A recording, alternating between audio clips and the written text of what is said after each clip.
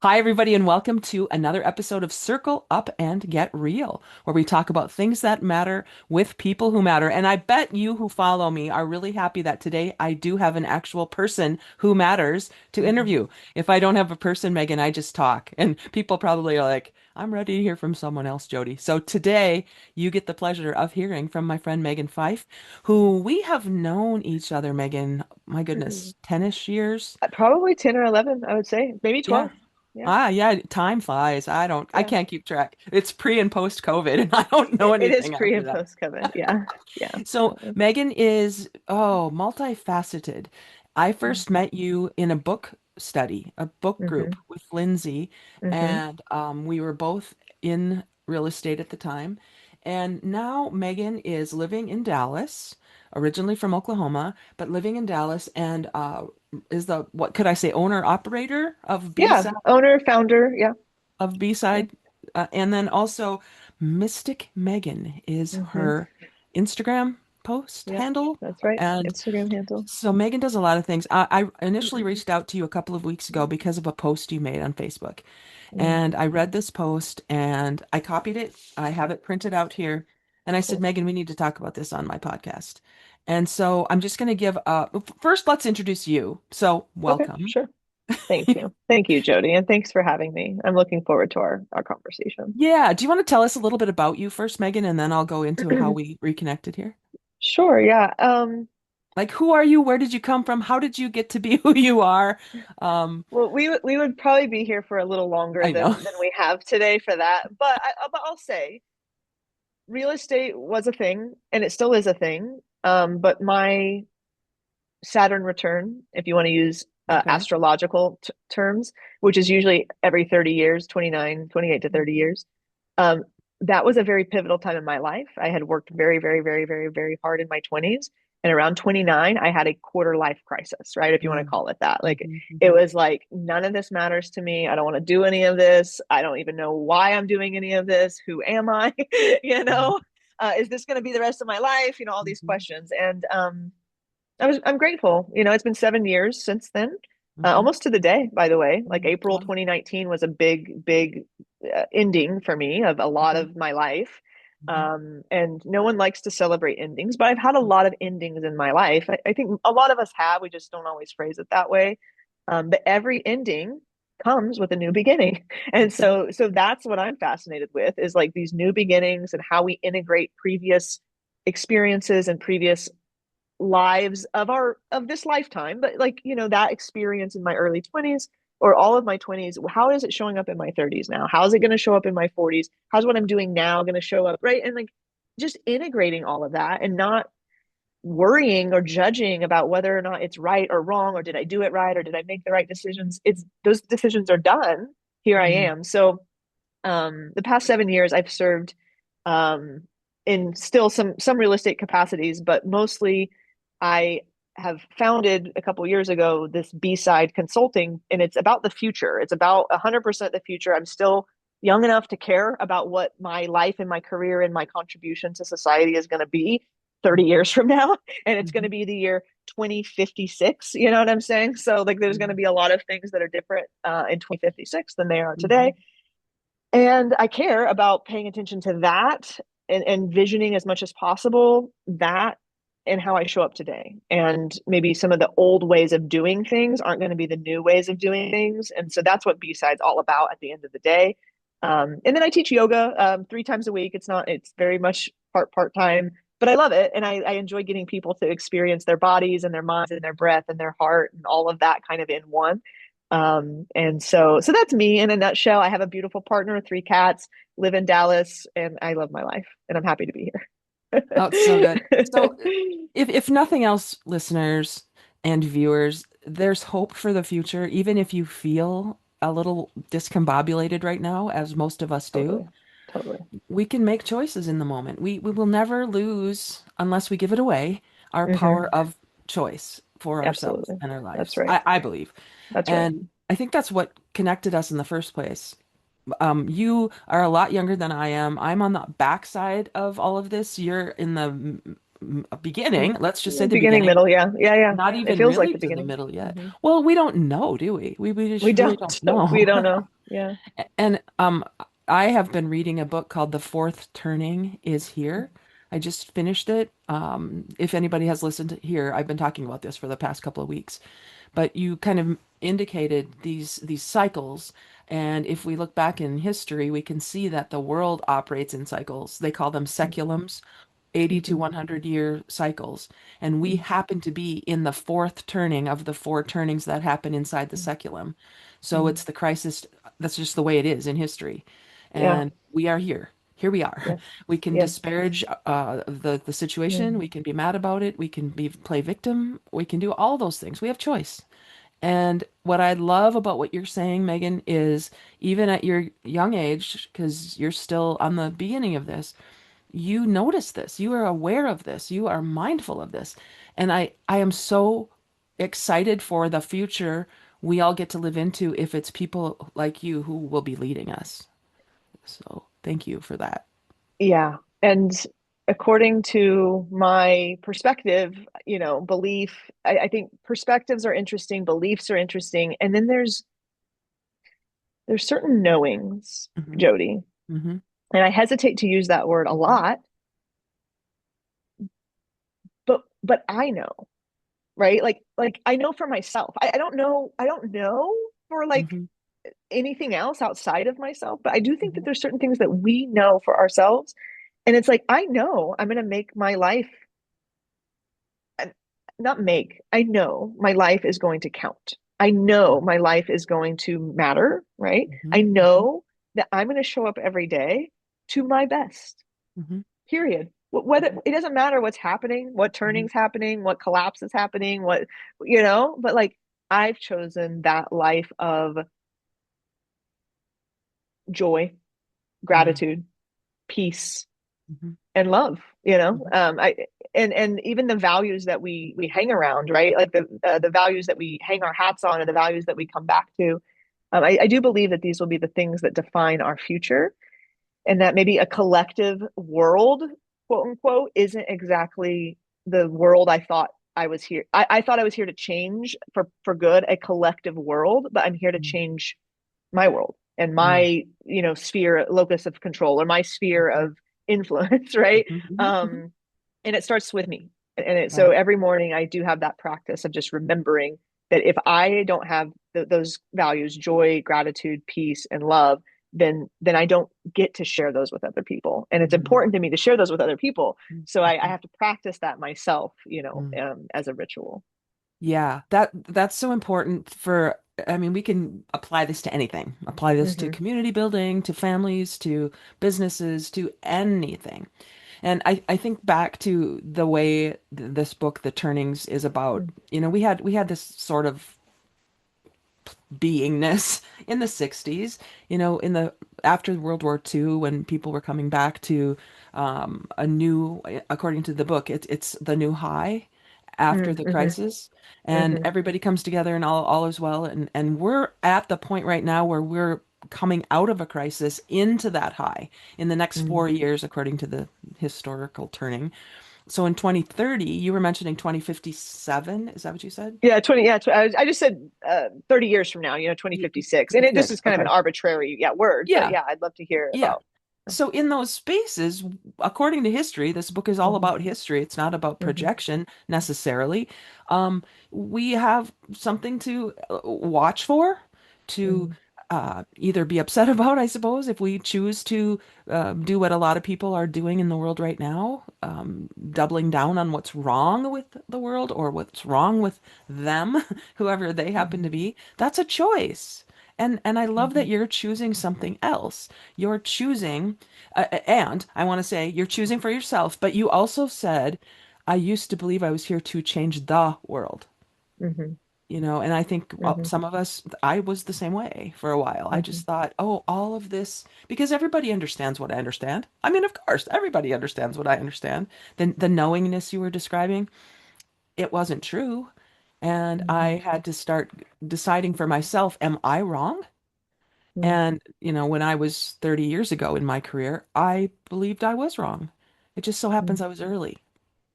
Hmm. And so at the time and place the world is and the world needs the awareness you have, that's what makes me very hopeful and Hmm. very excited for the world that I will leave behind when you're still here. Totally. Yeah, I feel that. And I'm curious what you have been reading about the year 2030, because um yeah, I'm just curious. I'm going to read the book. I'm going to read the book because you're Yeah. not the only one. I mean, I have listened to a few of Oh. your episodes recently, and you're not the only one who's mentioned the fourth turning to me Hmm. in the last 6 months or 8 months or whatever. Okay. So I know it's on my, it needs to be a thing for me, especially because there is a certain, um, there are, many prophecies, right? So my handle on Instagram is Mystic Megan, and I have always enjoyed studying ancient texts and various scriptures and from Hmm. all different places, all different cultures, all different backgrounds. And it's wild to me that how much energy is speaking truth from various languages and various perspectives about these turnings and about these changes. Hmm. And I think maybe 30 years ago, we would read these things from wherever and we would be like, oh, well, that's going to be some type of thing that happens in the future. Well, we're now in Hmm. the future, right? Hmm. And it's Hmm. like you said, Right. we're now here. It's the future. Right. Here it is. And it's back to the future, by the way, a little bit, Yeah. because Hmm. there's some things that are still very, very, very, in fact, even more relevant today than they were then, Hmm. even though things look differently Hmm. externally, they're almost like the same internally, right? And I think Hmm. that's where that practice of choosing into our values, choosing into how we want to see the world, choosing into how the lenses that we use to because our lenses broke. Our many of our worldview lenses broke. They didn't make sense for what we were looking at, Hmm. and now we're having to not necessarily fabricate, but we're having to find and put on new ways of looking at the world. How Hmm. do I want to be in the world?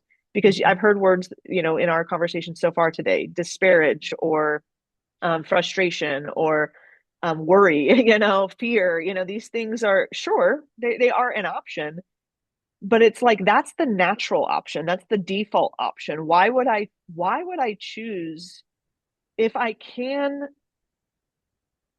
have better eyesight, right? You got your glasses on. I have my Hmm. contacts in. Hmm. If I Hmm. could have more clarity, why would I choose not to? Yeah. And but now it takes work. We have to go to Hmm. the eye doctor. We have to get our Hmm. prescriptions updated. We got to make the order. We got to do the things, Hmm. right? So that we can Hmm. see. And I Hmm. don't think it's that much different in just a day-to-day world of how we go about living and seeing the world. I Hmm. have to practice seeing Hmm. the world a certain way. And it's my belief that the more of us who practice seeing the world a certain way, it's those little smiles from strangers when you're walking through down the street, or the simple opening of the door and letting someone else go through. It's the treating the customer service. I had to wait on hold yesterday with a certain government entity, Trek, um, the Texas Real Estate Commission, for an Oh, okay. hour for an hour and 10 minutes. Okay. Hmm. um, and I could have been frustrated with that person. Alana is her name. When she answered the phone, I could have just been all in my whatever. That thought, Jody, did not even occur to me. I Hmm. don't want to have a bad day. I don't want Alana to have a bad day. So here we Hmm. are. You know what I'm saying? Was it either Hmm. my or Alana's fault that I had to wait an hour and 10 minutes? I know that that's not true. Hmm. Like I Hmm. know it's not her Hmm. fault. I know it's not my fault. So, but we're Right. in this together, right? We're in this Right. together. Like, Hmm. and so what can I do to lead the way, like you said? And that's what inspires me the most is that most of us are the same. Hmm. Like most of us want to live happy lives, fulfilled lives, joyful lives. Whatever message is coming from somewhere else about how everyone doesn't like each other and we're have all this divisiveness and stuff, I just don't buy it. I don't Hmm. buy it Hmm. because when I meet someone, I find all the commonalities. I find all of the things that are the same. And if and when I find something that's different, like you promote on your show, I take a deep breath and I put my assumptions aside for a moment and I say, tell me more Hmm. because Hmm. I care about that person Hmm.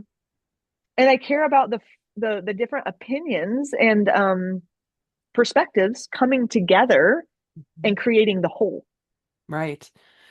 And so that's a choice. I keep going back to that's a choice.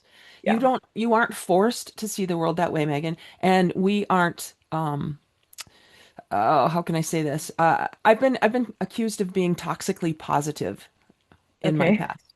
You have Okay. toxic positivity. If I told my therapist what you're saying on your show, she would completely think you're Mm, crazy.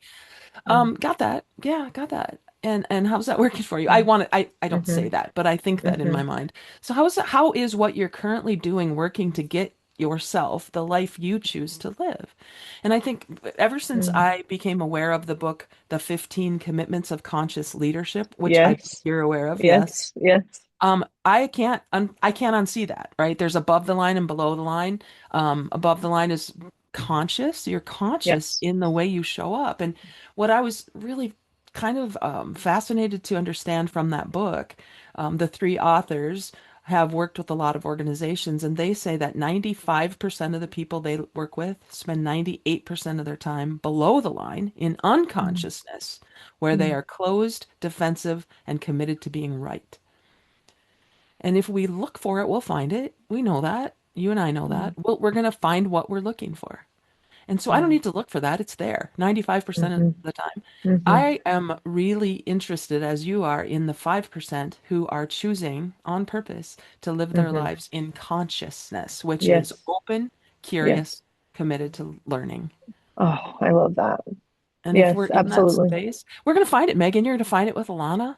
You know, you're going to find it wherever you're looking. And I think Mm-hmm. what you described when you said opening the door for someone and letting them go through first, it's such a simple concept that I think it's kindness. We've lost Yeah. kindness, you Yeah. know? Kind Can we of. be Yeah. kind? Yeah. Yeah. Yeah. Not too hard, everybody, not too difficult. And Yeah. so I find it interesting. So the way we got here in you and Yes. I in this conversation was from that post a couple weeks ago where you were talking about a class you took in high school called Worldview class.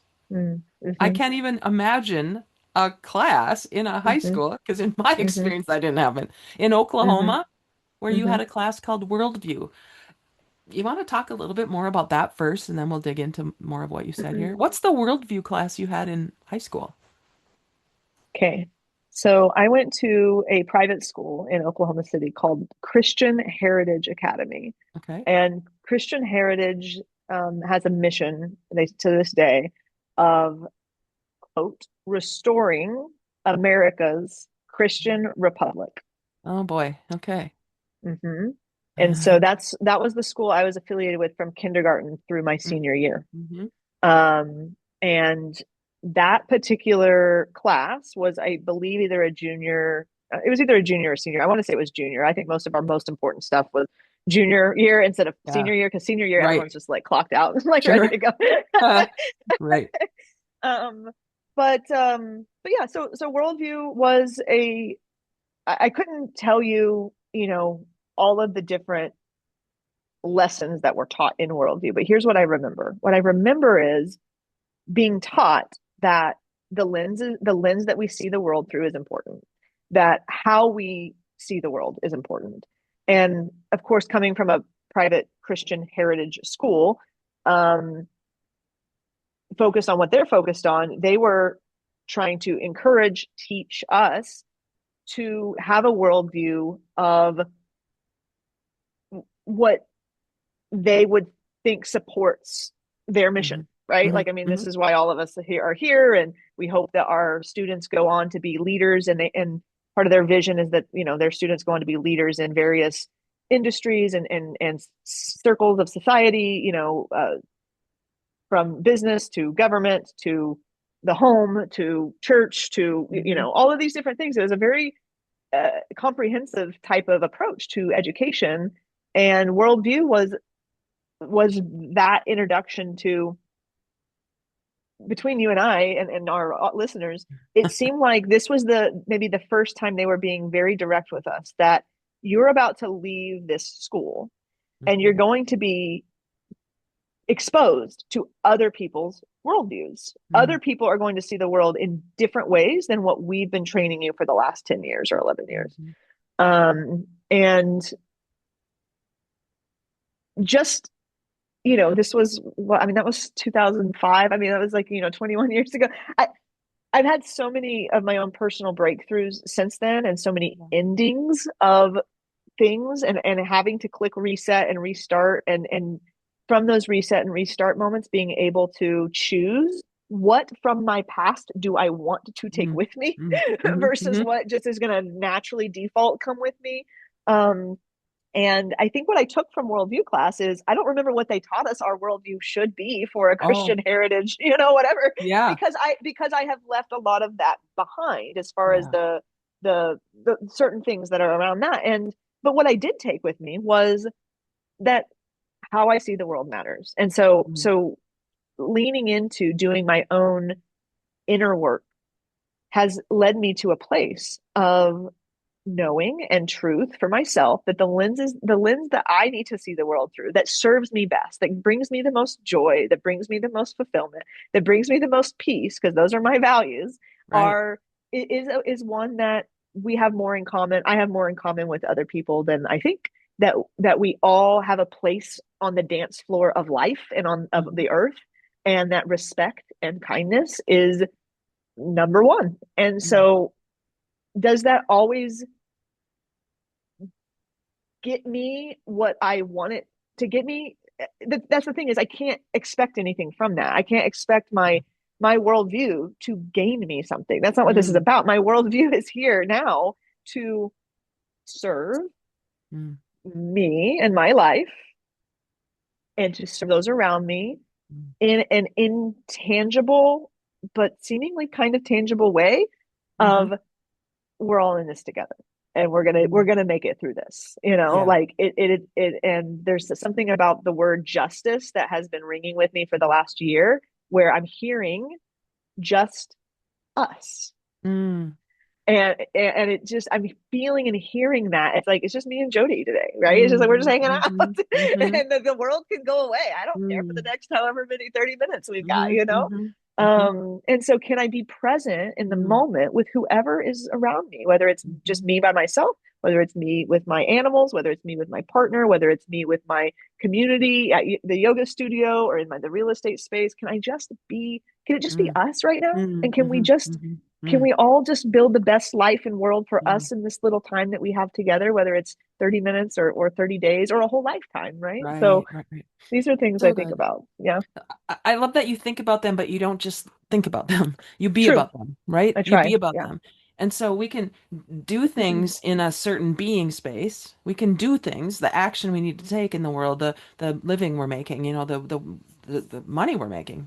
Right. We can do all of that in a certain being.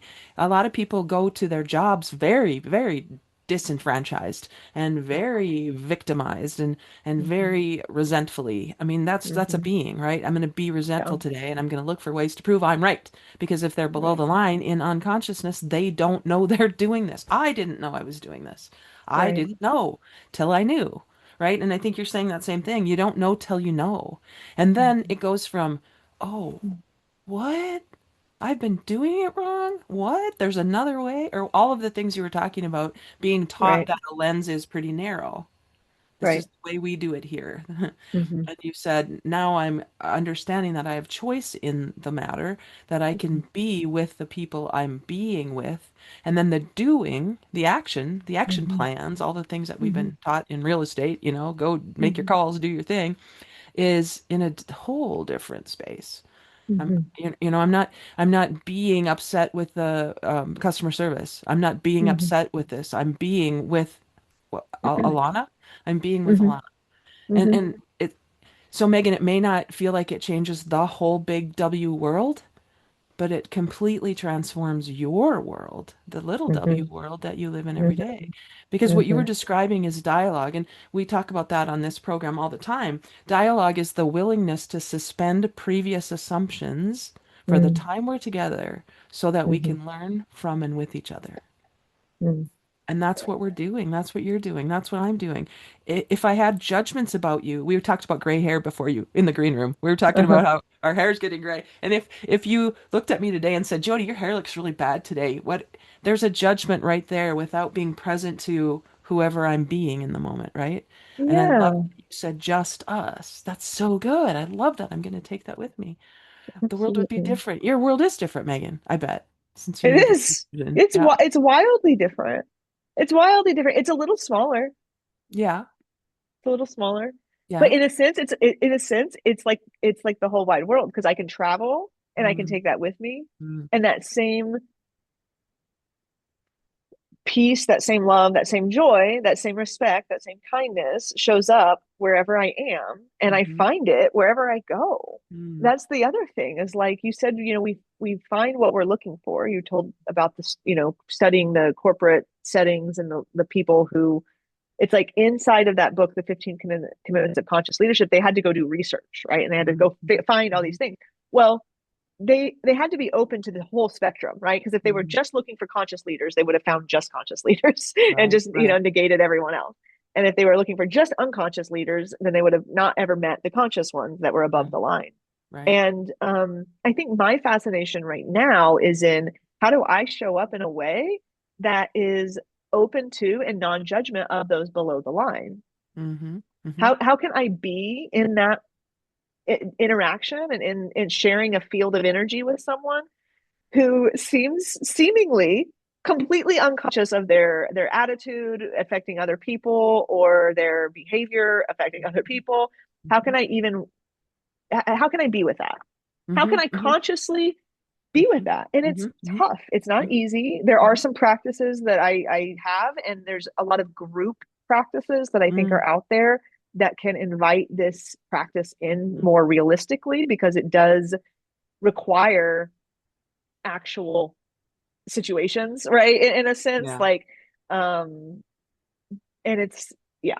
So that's my Well, fascination at the moment. Is like how do I be with those unconscious people yeah, in a way that invites them yeah, not directly, not with my right. words, not with my teaching, Yeah, yeah, but with my yeah, energy. How does it yeah. invite them into maybe this other way of looking at Yeah. things? Yeah, Yeah. yeah, yeah. So good. I love that. That there's a huge distinction between inviting and forcing. And Yes. Yeah. you talk here about power versus force and David Mm, Hawkins and letting go. yes. Um Yes. so David Mm, Hawkins is someone that I was first introduced to while I was a team leader at Keller Williams in 2011, I think. And in that work was so amazing, and it still is. I'm mhm, sorry that he's no longer living in the earth, mhm. but he still is influencing us. So, Absolutely. when you talk about that distinction between, you said, I don't, you didn't say it like this, but how can I be with people who are unconscious without forcing, maybe? Mhm, Power versus force is a really fine line in some mm, cases. mhm, And if we believe that other people need to be the way we are, then our mhm, light can blind them and we will mhm, make it be their fault. mhm. You There's a know, lot and of humility that comes with yeah, it's a certain humility of like, sure, I know that I do my best to be loving, kind, respectful, joyful, grateful throughout the day. And there are people who are suffering so hard right now that they mhm, cannot even reach for that. Like mhm, they don't, it's hard. It's not maybe that they can't, but it's that it's mm, really far out of reach. yeah, I have worked very hard to develop mhm, this mhm, mhm, life and mhm, this way of being, you know. mhm, It was years in the making, you know. And so and I have and I will continue to have years in the making, but like that humility of it is not my place to try even to make someone different or you mm, know like it's not even my place. And by the way, I think that there's places where I show up as a teacher or as a trainer or as a coach or as a mentor or as a guide, and someone is in they're asking me right, for to influence them. yeah, yeah, yeah. But to go around the world and try to influence everyone, that's called evangelism, and it doesn't really actually work. You know, Oh, I mean, it doesn't yeah, actually work. It might work temporarily, but the change has to be in the person, and you can't change that. You know, each mm, person has to do right. their own work. I believe. Yeah, yeah. I do too. And I otherwise it's a doing to instead of Hmm. a inviting in, right? Yes. A Yeah. doing to someone. And that's where I think knowing now that at least I believe people are doing the best they can with what they know. I Absolutely. have to believe that. My whole outlook is assume positive intent. because the hmm opposite to me would be assume negative intent, and I just Right. can't live that way. Yeah. Yeah. So you said earlier about being, I can't wake up the unconscious people or something like that, right? hmm No, I'm observing it. I'm not here to do that. hmm I used to believe I was because that was who I followed. Like you said, evangelism hmm is about everybody needs to do what we are doing. Everybody Yes. needs to, and I believed that early in my career. I hmm followed those people who had the success and the money and the things, and I thought, well, you just have to stand on the shoulders of giants and do what they do. But then you only see what they see. What if Yeah. there's more to your More. lens? You know, Yeah. what if it's wider? What if there's more Yeah. possibility out Yeah. there than this narrow? And since there was nobody back in my 30 years ago to talk to about this, there was hmm no community, there were no YouTube videos, there wasn't hmm any of that. hmm All you can do when you have this, I'm going to call it a stirring or an awakening or something, is think you're crazy. So hmm it's really great today in hmm these days that we have hmm so many opportunities for people to say, hmm I choose you because, or as a coach or a mentor or hmm a teacher, hmm because you inspire in me the Right. things that I think are there. And if Absolutely. somebody chooses someone else, oh, great. Awesome. Because Yeah, people, we actually need all of us. Like yeah. that's also something I've kind of landed at this point in my life is that we need everyone. We need Mm. we need the we need okay, think about YouTube, think about your show and other people's shows. And I mean, I've put a lot of content out, although I'm not as consistent as you, and that is something I want to be. So you inspire me around that. Um, but like there's something about all of these voices that are being able to be shared now, Hmm. right? Mm. Whereas like maybe 30 years ago, we would go to school, maybe if you're younger, you'd go to church maybe every once a week. You might go volunteer somewhere if you were like, real progressive. And you may have like a opportunity to interact with three or four different types of people Mm. or sets of people. Now Mm. you can interact and learn from and hear from uh, billions, I guess, Yeah. Yeah. and so there's no, what do I want to say about this? There's no one that I can't learn something from. Mm. Mm. That's great. Yeah. No one. Yes. Learning. So then let's define learning in that Yeah. context. Mm. How would you define learning? There's no one I can't learn something from. Mm. What does that hmm mean to you? hmm Okay, I like this question. There's no one that doesn't have something to share with me that helps me know myself more. Mm. So That helps me whether, get to know myself more, yeah. to get to know who I am as a human and who we are as humans and Mm. who we are as a collective like species, I guess, or something, there's something there that like I feel like when I it's not like a learning for learning's sake or a learning for like book sake. It's more like what do they have a piece of me Mm. Mm. is how it feels. Yeah. Yeah, that's good. So it's a connection point. I heard somebody say one time that learning equals change. If I haven't changed, I haven't learned. Mm-hmm. Change doesn't, and when you hear change, I initially would think, oh, 180, change the other way, see something different, go from seeing purple to seeing orange. It's Mm-hmm. not that. Mm-hmm. Change sometimes can be a deepening of what I already knew of myself. It can be Mm-hmm. a, oh, not that. It can be I can Mm-hmm. change in Mm-hmm. subtle ways. And so Mm-hmm. to me, learning Mm, equals change, mm-hmm, mm-hmm. right? In some I way. love I love this. And the visual I'm getting is actually of Michelangelo cutting the statue of David. Hmm. Hmm. Because change, so I kind of have a thing about the word change now that I don't love because I'm like Yeah. I don't feel like I need to change anymore to um at one point, I loved change and transformation. Those are some of my favorite words. Uh-huh. But I felt like I was in the pursuit of some type of perfection or Hmm. something, or some Hmm. type of. like, oh, if I Mhm. just change enough or if I just transform enough, then I will have reached the pinnacle of all of Right. human, whatever. It's Hmm. like, oh my Yeah. God, I am whole. I am whole. I Hmm. am love. I am loved. I am perfect. God created me Hmm. just as I am. You are perfect. You are whole. You don't need to do a thing to continue to be whole, like you Right. are already that. You were born that way, and all of the illusions of not enoughness it's an illusion. It's Right. not. So that's my experience. And I guess, but I like this because if learning equals change and change could equal deepening, in a sense it almost feels like a um a refinement process, which I know is kind of the same, but it's just the words like feel a little different. It's like a removal. Like if I hear someone say something and I'm like, no, not that. Like that's not my truth, or Right. that's not Right. like Hmm. I'm not feeling that. Hmm. Then now I can kind of take that little piece of marble away and it Yeah. chips me into more of who I actually am, I love right? that. Or like kind of Hmm. reveals more of who I actually am. Well, I think it was Michelangelo who said at the end of his life, he said, and yet I still learn, Yeah. or something like that, Yeah. right? Yeah. Yeah. And Yeah. Yeah. I mean, if I'm not going to continue to learn, it's almost as if for me, I feel like my work here is done, Mm, right? I've hmm. hit you said pinnacle in one way, but I mean, what am I here to do? What am I created to do? What is my important work in Yes. the world? What is, Yes. I Mm, I believe it's hmm. something that Hmm. I am probably Hmm. pursuing more of, more Absolutely. more impact, more, like you said, more learning, more all of this. And so I'm not done yet. Mm, hmm. It's yeah, it is who we be. And you Hmm. talked about that earlier about, there's doing and there's being.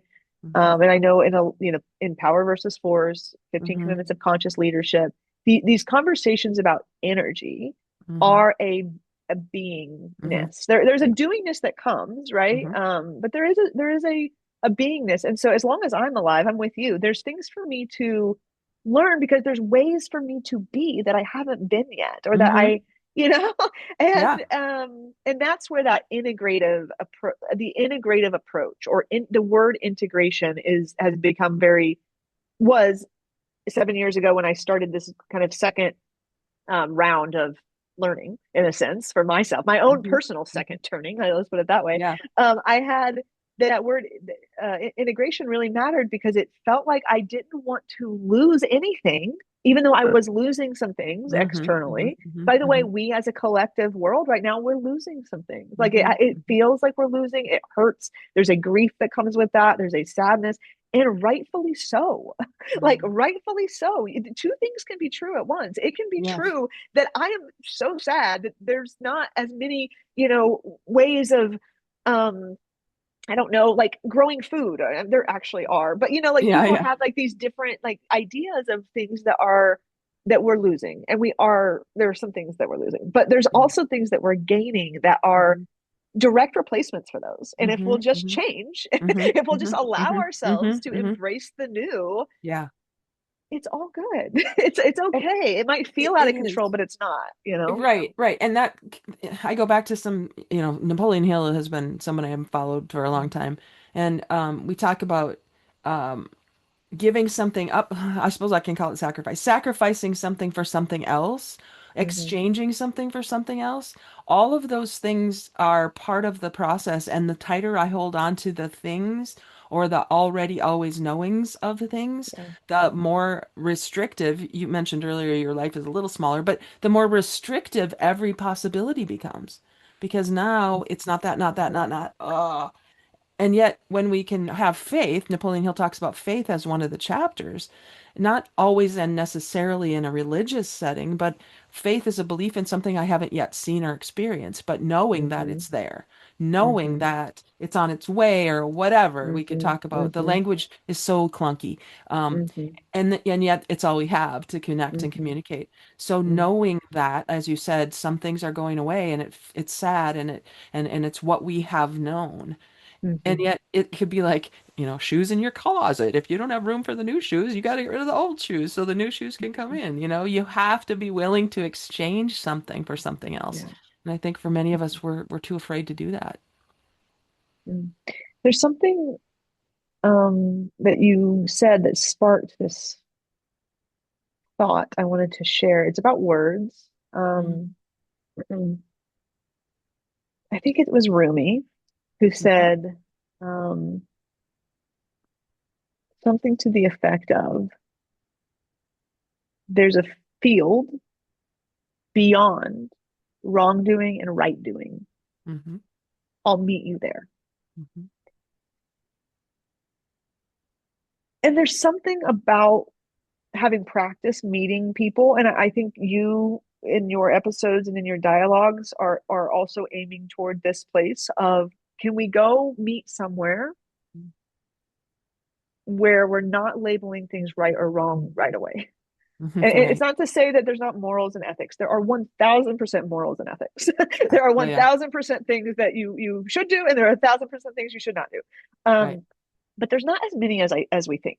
I, I There's not, there's very few actually, and I think agree. if you know we but that sparked because um, something I have been experimenting with the last several years, and I'm sure yoga and meditation Hmm. invited me into this Hmm. of what is the communication that happens outside of words. Hmm.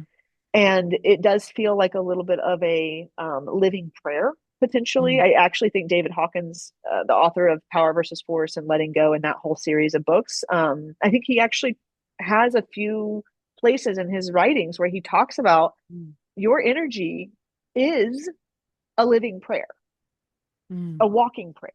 Hmm. So I love what do that. you want more of, right? We think Mm. about prayer as this thing of like we're asking for help or we're asking for something to change. um that's with our words to a deity or to a higher power saying please give us help, please give us assistance. But it's like if I believe that God lives in me, if I believe that my DNA, my cells, my beingness is a outsource from the creator, like that I came from a creator, then I have Yes. to believe that the energy coming out of my cells and my being are a prayer as well. And that Mm. like as I be, we talked about, I'm promoting, so to speak, whatever I'm being, Yeah. Yeah. and that doesn't necessarily require words, although it can. Right. But that's also something just I guess I'm just sharing personally. Like I do find myself trying and not trying in like this traditional sense because it's a choice, it's a practice. Uh, It doesn't feel like hard work. It just feels yeah. like a practice. Hmm. And so, and by the way, practice your sports. Sometimes practice, you nail it and you feel great, and it's like that was a great practice, man. We did so good. And then sometimes you show up to practice and you're like, oh my god, what's wrong with me today? You know Hmm. what I'm saying? Hmm. Like I Hmm. can't do. Hmm. Hmm. These are things that are practices. But I find myself walking through life and through time and through relationships, really just aiming to be that living prayer of Mm. peace. And Mm. that is one of the words that I have anchored into the most because it's one of the higher levels on the map of Hmm. consciousness. Hmm. Hmm. There's higher ones than peace, but like peace is really up there.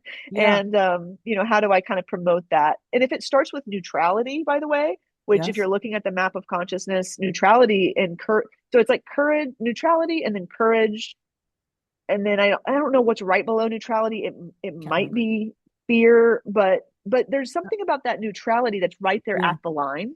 Right. And Yeah. sometimes we just need to come to a place of neutrality, right? Where it's Hmm. like, okay, it's not good, it's not bad. That's what Yeah. neutrality is. That's that Right. field of not right doing or wrong doing. Yeah. Um, but I absolutely love the map of consciousness So and working with it because it's so good. Yeah. this is David Hawkins in Power versus Force is what you're talking about. And if you look in the book or you can look online, you can find the Hmm. map of consciousness. It's very colorful and color coded. And you can find what Megan's talking about. I'll put it in the notes as well so we can look for that. I'm reminded as you're talking about all of this and who we choose to be. You are a yoga master? Is that what they call you people? You people who No, do yoga? I'm definitely not a yoga master. I'm definitely not. But I'm a I'm yoga student. I mean, yeah, I'm a yoga student, okay. and I'm a yoga teacher, but Okay. I'm still mostly a student. Okay. Well, I'm reminded of I'm betting you've heard this quote by Patanjali, who's the father of yoga. Mm. Um, I don't know have the whole quote in front of me. I use it often in my trainings, but When you are inspired by some great purpose, something beyond Mm. you, you're inspired by it, some extraordinary project, all your thoughts break their bonds. So you Mm. are no longer, I'm going to find the whole quote here so I can share it, but um, there are dormant forces, faculties, and things inside of us that become alive when we're inspired by that great practice. And we become someone greater than we ever thought we could be. And that was Mm. what Patanjali taught at the beginning Mm. in yoga. Mm. And Mm. so It's so in the, good. so I'm going to look just so I can find it. I'm Mhm. researching on the fly here. Yeah, yeah, Because yeah. it just came up in our conversation. That's what I love about these interviews because it's all, Same. you can affirm this. I don't script them. I don't send Right. you questions in advance. We don't do it like that. This is about being real and Yeah, allowing whatever needs to come out to emerge in the absolutely. dialogue that we've Yes, created. And so yes. we're demonstrating that all the time in our lives, whether we do that or Yeah. not. We are demonstrating it right here, Right right here, right now. now. In Yeah. And you are the one who opened up that space. So I would mhm. just want to give you like all of Mm, the honor and respect that you deserve because like if mm. you didn't open up the space, then we wouldn't be able Yeah, to do that, and right. and so I really appreciate that. Well, and I guess part of that is noticing when you open the space on this post that was so inspiring to me. True.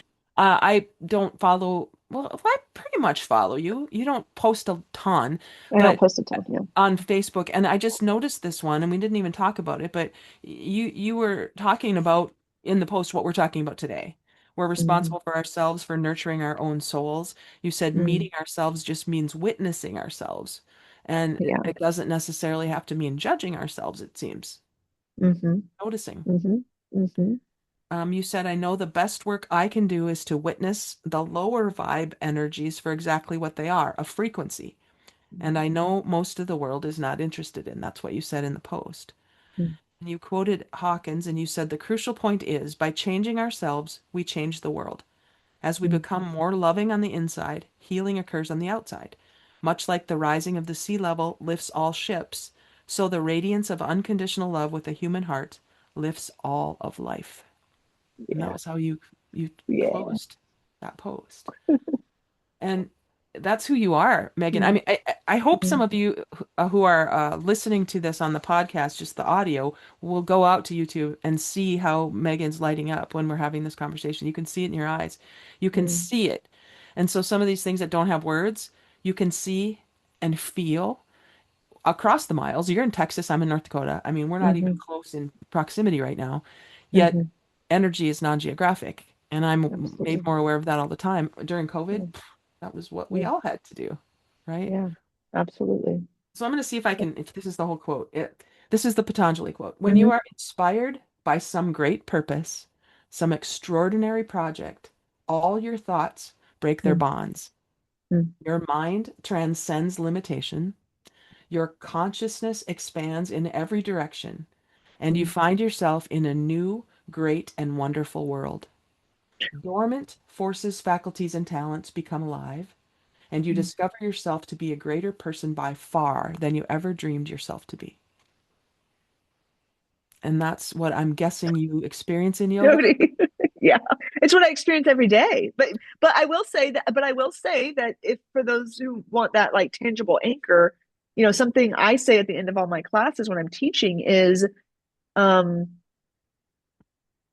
because we move from shavasana, which is a symbol of death, endings, it's Hmm. over, and then into fetal pose on our sides, and it's a symbol of rebirth, renewal, an opportunity to begin again, a reminder that we always will begin again with Mm, every moment, with every breath. mm, And it's up to us to take all the experiences and lessons that we have learned moving forward.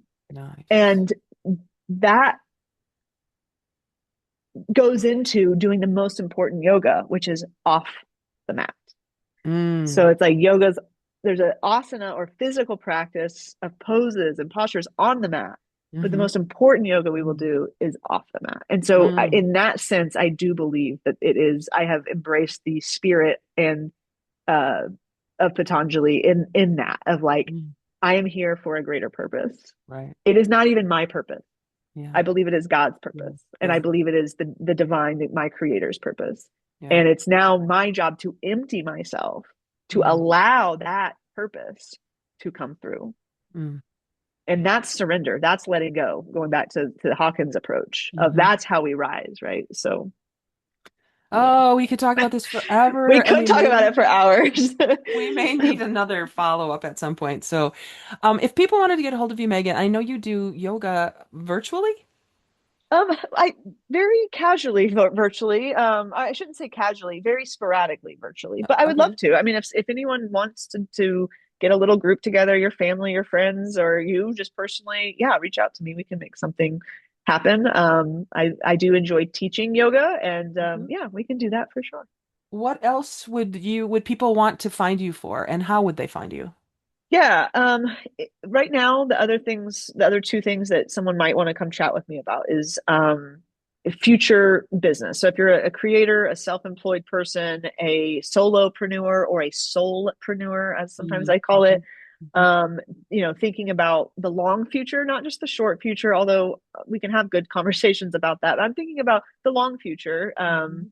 That's something I would love to talk with anyone about in terms of the B-side consulting firm. And then last but not least is I do have a small team focus on serving seniors in their housing. And so a lot of seniors, at least here in DFW, they're living in large houses, empty nesters. They don't, maybe their primary bedrooms on the second floor.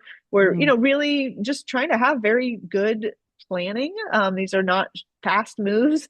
But there's Mhm. lots of, planning that goes into this to make it a big win and a nice, smooth transition for anyone in their, retirement age or approaching retirement that wants to simplify their life a little bit and make it better. I'm calling it the better years. So yeah, anyone can reach out to me there, and you can just DM me either on Facebook by finding me Megan Fife, or shoot me an email at Fife Fife at gmail.com. Perfect. I'll put that all in the show notes. Cool. Um, Megan, thank you. This has been a Thank you, joy. Jody. It's been a joy. I really, really am grateful for it, and I would love to keep our conversations I going. would Yeah, too. that I would would be too. awesome. We will make Okay. that happen. And Okay. Cool. everybody else, if you heard something that sparked something in you today, please reach out to Megan if that feels like something you should do or you need to do. Look her up, find her, and if nothing else, just find a way to be real in your own life this week. Radical, energized, Absolutely. authentic, and learning focused. Pick one. Don't do them all. Find a way to be radical, which means getting back to the root of who you know Mm-hmm. yourself to be. Maybe be energized. Find a place where you can give more energy by walking into a room than by walking out. That's something one of my mentors Mm-hmm. said. Be authentic. Just dip your toe into something that you are Mm-hmm. willing to share with somebody that they might not know about you. Mm-hmm. And then always, always, always do your best to be learning focused, which means you don't know everything there is to know. Maybe there's Mm-hmm. something you can reach out for this week.